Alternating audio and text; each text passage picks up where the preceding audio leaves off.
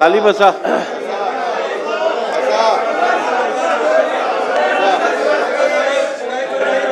असं आहे, एक मिनिट. खाली बसा. खाली बसा.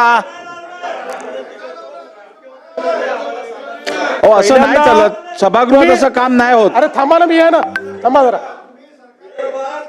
अहो खाली बसा. असं काय करताय तुम्ही?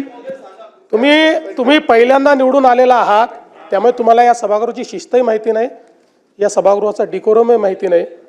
त्यामुळे या सभागृहामध्ये ज्यावेळी खाली बसा. या सभागृहात ज्यावेळी मुख्यमंत्री किंवा सभागृहाचे नेते बोलतात तेव्हा एक शिस्त असते. आणि मी जर कंपॅरेटिव्ह सांगायला लागलो ना, मागच्या काळात विदर्भाला काय मिळालं आणि आता काय मिळालं, तोंड दाखवायला जागा राहणार नाही. त्यामुळे प्रत्येक गोष्टीत राजकारण करायचं नाही, लक्षात ठेवा. अध्यक्ष महोदय, आपण जर बघितलं तर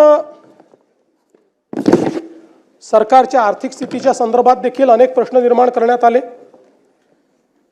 खरं म्हणजे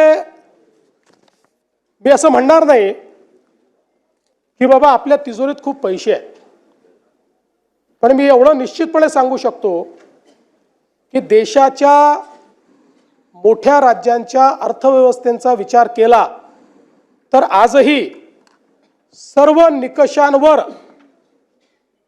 पात्र होणारी अर्थव्यवस्था ही महाराष्ट्राची अर्थव्यवस्था आहे.